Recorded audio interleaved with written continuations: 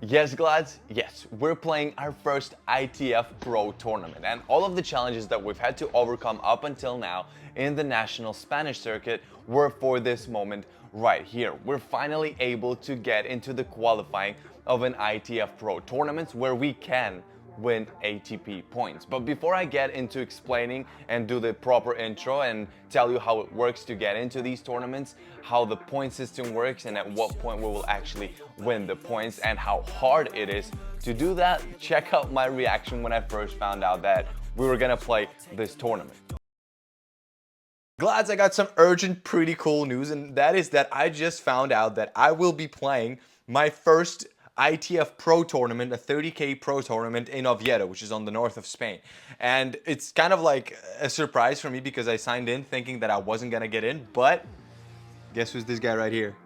That is me playing tomorrow, like last turn. But the problem is that I'm currently in Barcelona, and that is like all the way in the north of Spain. So I'm gonna be taking a flight tomorrow morning at like 7 a.m. If I win this match, I'm getting that one ITF point. And that's gonna open so many doors in our journey from zero to ATP Player. Got me shook from the way your body looks. Got me riding hooks, got me feeling like a rook. I don't do it by the book, but for you I'll take a look. Don't know what your mama took, sweet and spicy like a cook, yeah. I'll keep it real, let's make a deal. Buy you a meal if you just let me feel. Get out your heels, grab on the wheel, back to my... Alright, so there might be a few things that you just heard that might create some confusion. First one being that I might be late to my match. And that's right, because I didn't know whether I was gonna get into the tournament or not up until the very last moment. And that is like one day before I was supposed to play.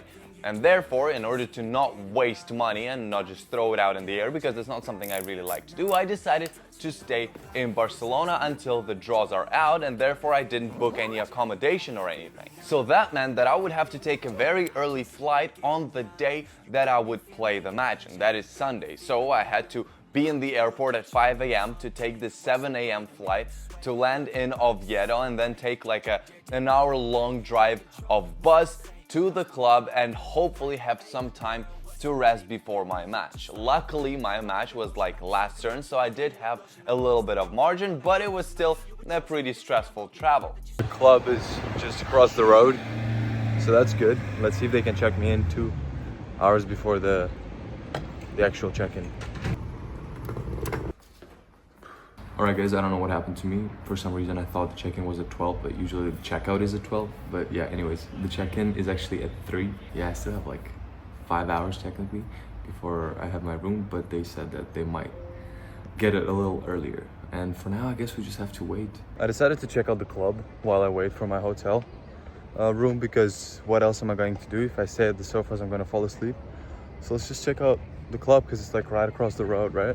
And yes, that meant no proper training or warm-up on the day of the match. And I guess that's not exactly the most professional thing to do, but that's kind of the things that the beginner professional level of tennis forces you to do, even though it's pretty hard to call this professional, since like 55 out of the 64 players playing this tournament are not only not gonna make any money, but are actually losing quite a bit of cash playing these. The second thing that you've probably heard in the intro is that I only need to pass one round in order to win the ITF point, not to be confused with ATP points. ITF points are kind of in between national ranking and ATP points. They're kind of professional, but not exactly there. And ITF points are won by getting into the last round of qualifying, where you get one ITF point. And with just one ITF point, you're above everyone else with only national ranking, no matter how high it is, meaning you get into pretty much every single ITF Pro tournament that you sign into. And in order to do that, we need to get into the last round of qualifying. In this case, in this particular tournament, the qualifying is a draw of 32, unlike the usual 64, which meant that to get into the last round of qualifying, I only needed to win just one match. So that means that the stakes are very high and I am falling asleep. Having arrived at the club, I realized that this is one of the most, if not the most prestigious ITF Pro tournaments of this level out of all the tournaments that exist. But I mean, no wonder the main sponsor of this event is Porsche. And I mean, what could be better? Porsche is my favorite car brand, for those of you who don't know. And by the way, Porsche, if you're looking for a collaboration, you know, tennis, cars, Porsche, I mean, what can be better? I'm down for this, so yeah, let me know. But anyways, the tournament was happening in one of the most prestigious clubs in the north of Spain that is super strict when it comes to giving out the memberships. And the interior of the club was giving out like these royal gentlemanish Wimbledon vibes that I absolutely love. But not only that, we had chair empires, ball changes at 7 and 9 games, and glads we played with ball kids as if this was like an ATP 500 event, and all that from round 1 in qualifying. And this is something unheard of in the world of ITF Pro tournaments, because keep in mind that in most tournaments of this level, you don't even get a chair umpire up until the very last round of qualifying, which there can be 3 rounds of qualifying. So that's just crazy. So huge thanks to everyone who took part in organizing this tournament and all the sponsors, and especially Porsche, because this just gives this tournament a whole another level of class. I did have some time to have something to eat, and turns out that the food in this prestigious club is actually pretty cheap. And then I got a call from the reception of the hotel telling me that my room is ready for me to check in. Guys, check this out. This might be like one of the smallest rooms I've ever stayed in a hotel. Like, that's it. And this costs like 111 euros. Like, what? I mean, I guess it is what it is, but wow. Alright guys, gotta get ready for my match already. They might be changing the courts and I might actually start earlier than I was expecting to.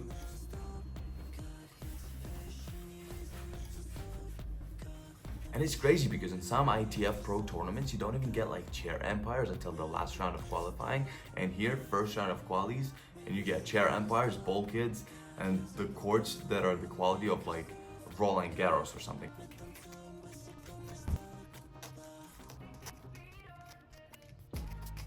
Even though there was no proper way for me to warm up tennis-wise, I still went to the gym to do the physical warm-up, at least to activate my muscles and get ready for the match.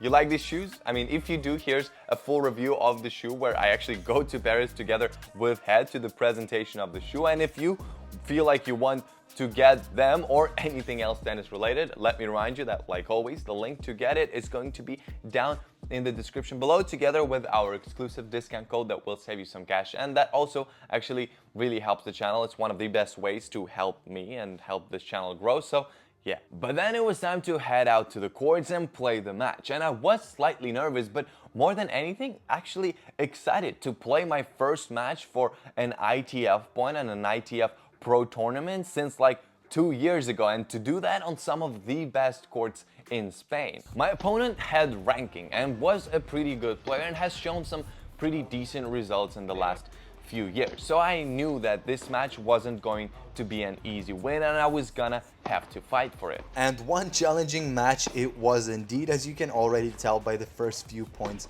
of the first game, as I'm having to come back from like a 30-0 down. And what's adding to this challenge is the fact that I didn't have a proper tennis warm-up. So when I got on court and we started playing points of the actual match, it seemed like the ball was flying way too fast. I wasn't reaching, I was late to every single shot, and the guy was just so much more superior to me. It felt like I was playing with altitude. For those of you who don't know, the higher the altitude above sea level, the more the ball flies. So if you, for example, practice in Barcelona, that is sea level, and then you go to play a match in Madrid without adjusting the tension, everything is going to fly out and you're going to keep missing long, and it's going to be unplayable unless you change that tension. And that's how it felt here. I thought it had to do with the fact that I didn't have a proper warm-up, since, you know, Oviedo is like right next to the ocean, so it has to be sea level. But every single like slightly stronger, more aggressive shot that I was taking, I was missing it out by 15 centimeters every single time. But I thought it couldn't be the altitude. But then after the match, when I checked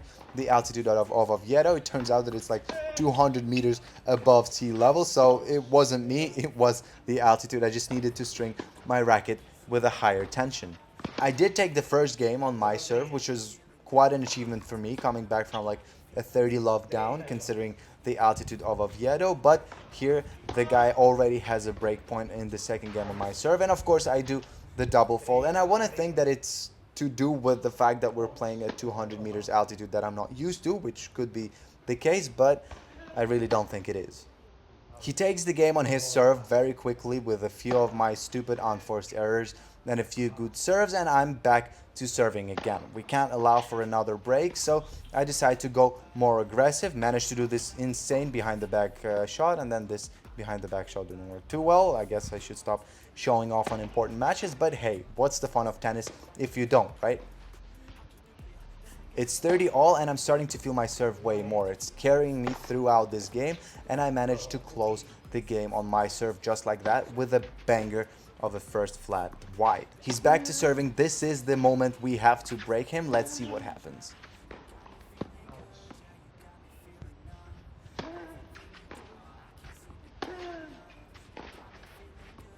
So this rally is actually quite important because it's a long and intensive and important rally which he ends up losing with an unforced slice to the net, which made me think that, okay, I can actually outplay the guy, and made his confidence go down because up until now he was pretty much dominating me all around the court. So from that point on, the rally started flowing in a different manner. He was making slightly less sharp angle approaches, making more defensive shots, which allowed me to make winners like this one right here. One pretty cool thing that I noticed was that even though I'm playing on the center court of a pretty professional tournament with an umpire, and not only that, with actual ball kids who are doing everything as they do on professional tournaments, you know, they're passing the balls, they're picking up balls, like it's all very well and professional. But I thought coming into this match that could put some pressure on me, maybe, you know, make me think, okay, I gotta, you know, play in a certain way or behave in a certain way, and that could slightly put me off. But once you're in the match and actually playing the game, you really don't realize or notice the things that are happening around you. So when it comes to the question of how the athletes feel when they play on, like, you know, stadiums with like tens of thousands of people watching them, do they feel the pressure of the audience? My answer to that is they probably don't really even notice it, because you're so focused on hitting the ball and actually doing your job that you don't realize what's happening around you. But just like that, we're one game up with no break, but still we're up in the set. And at this point I'm feeling, hey, listen, you know, I got this. The guy's feeling nervous, he's making more unforced errors, I'm playing unbelievable, my serve is going well, what could be better? And here I'm starting to actually slightly doubt myself, because okay, even though my serve is going pretty decently as of right now, at some point I stopped putting so many first flat serves in, and we're actually having to play the point. And when we do play the point, I feel like he's being more aggressive, he's playing more with his forehand, and I'm not really managing to force him to play the backhand. I'm having to hit more forehands as I'm going back, and I really feel like I'm lacking footwork.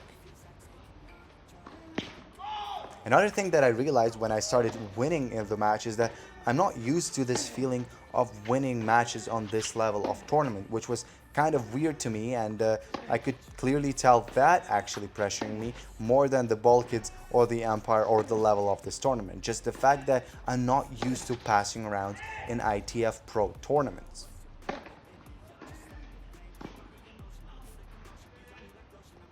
It's 4-4, 40 all. Let's see what happens now. But as you can see here at 4 all, 40 all, I actually got a little bit too tight. My shots are not as well directed. My backhands are not going with such a sharp angle and going to the center, allowing him to take the forehand and dominate the point, which is no bueno. And then with a really good forehand, he gets the advantage and then finishes the point with this pretty good drop shot. Well played, what can I say? He's serving for the set, and even though I am doing my best and trying to relax and play more with my forehand and dominate more, he's not letting it go. He's not making any unforced errors and not leaving me any room for thought, which forces the forced errors, and just like that, he gets the set point and eventually the set. Glads, if you're wondering how I'm managing to track the speed and the placement of every shot that I take in this match, I'm actually doing it by using Swing Vision. For those of you Glads who don't know what Swing Vision is, it's actually an app that allows you to record yourself while you're playing a match or you're doing a training or just rallying, and then get a very detailed analysis and stats of everything that's happening on the court. whether it's the speed of your balls, the placement, the consistency, whatever it is that you can think of, Swing Vision can provide you with it. And it's basically just the stats that you get in the end of like a professional ATP match. That's the same stuff you get in the Swing Vision app, which is super useful, and I actually use it to record myself during practices or during the matches to get a little bit of extra help and analysis and stats to just, you know, take a look and understand my tennis a little bit better and make adjustments to my game based on raw data instead of just, you know, what I feel like I'm doing right or wrong. It has a lot of different features and modes to help you work on different parts of your game, like your serve, for example. And I actually recently posted a video where I served like 1,000 serves and recorded myself with Swing Vision to see how my serve improves over 10 days of serving 100 balls every single day. If you haven't seen that video, check it out up over there. And if you decide that you want to try Swing Vision for yourself and you end up getting the Swing Vision Pro subscription, you will also get a free swing stick, which is usually worth like $100, which is the most convenient way of hanging up your phone in the proper angle to get the best results from the app, and also just get the sexiest view of yourself playing like on a pro ATP tournament. But yeah, if you want to try that, the link is going to be down in the description. But we are back to the match. Starting the second set, I thought, all right, lost the first one, but it was a really close set, so that means I just gotta push a little harder, maintain the concentration for longer, and the second set is going to be mine. Plus, usually after winning the first set, the player gets a little bit more relaxed and allows for more unforced errors. Plus, usually after losing the first set, some players tend to relax and make more unforced errors and stupid decisions. And I started off pretty strong, making no mistakes whatsoever, making the right decisions, directing the ball where it should go, and ending every point with confidence. He didn't seem to have relaxed after the first set and kept on playing pretty well, but I was just overpowering him in pretty much all of the points in the beginning. He did manage to get it to a 40 all on my serve, and then my serve absolutely carried me, not just my first flat, but also the underarm, which pretty much always works. By the way, Glads, I've been getting some mixed feelings and reactions about the underarm serve. Some people think that it's disrespectful. Other people think that it's a pretty good and interesting weapon that should totally be used more on the tour. Let me know your opinion on the underarm serve. Whenever I do it, I definitely don't do it to disrespect my opponent. It sometimes really is sort of the only way that I see of winning a game on my serve. But just like that, I continue with that flow and good momentum from the first game into the second game and get a few break points, which I end up winning and getting to a 2-love in the second set, which is a pretty good start. Let's not lose our concentration and keep on playing aggressive in the third game and see what happens.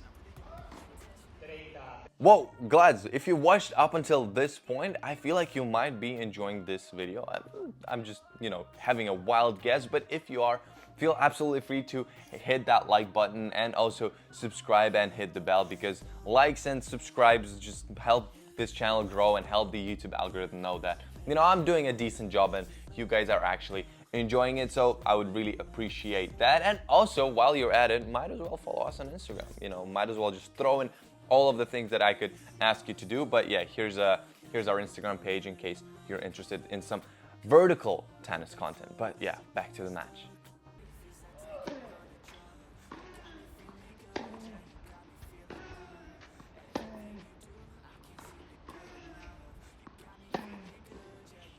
I really noticed that tendency in this match where I would get an advantage, like 30-love, 40-love, games advantage in certain points, and then he would recover because I'd lose concentration, stop moving my feet, and just start making stupid decisions.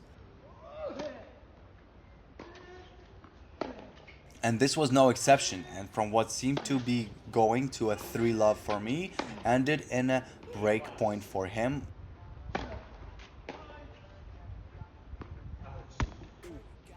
And not just one break point, and not even two, but three, and on the third one, he did manage to get that game. And I've got to be honest with you guys that here, even though it seems like I'm in the match and actually playing and trying to win, I absolutely don't remember what happened from 2-1 until the end of the set. Like, I sort of zoned out because I actually don't even have any comments about what happened in the match because I don't remember it. But from what I'm seeing right now, just looking at these highlights, is that my feet clearly stopped moving. I stopped getting to the ball properly, started risking unnecessarily and just doing stupid mistakes. But this point right here is actually pretty cool because I thought I had the better hand in this shot right here, but then turns out he has a pretty good hand as well, or good feet, I don't know, but my hand was pretty good there. Did you see that?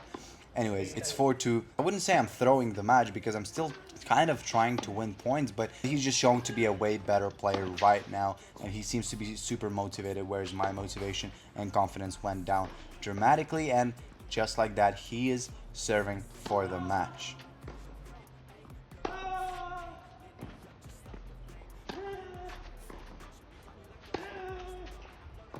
And there you go. With this unforced error, he takes the W.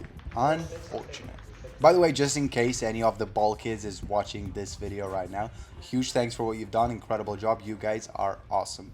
Well, there you go, guys. Fortunately, couldn't make it today, but I mean, I was just outplayed in every way, and I mean, it makes sense considering my preparation. I promise I'll prepare better for the next tournament and won't let you down like this. But I mean, this is a pretty decently high level tournament, so you know, it's not like I was expecting an easy win either. So I was super surprised by everything club related and tournament organization related, and everyone who took part in organizing this tournament. Well done for them. And I wish every Futures was like this, but...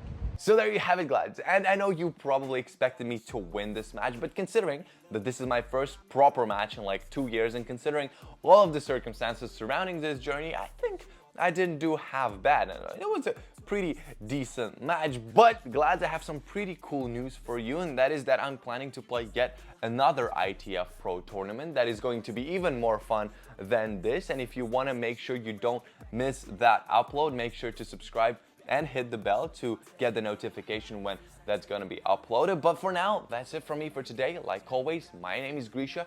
You're watching Gladiators Tribe, and I will see you, Glads, in the next one. Bye-bye.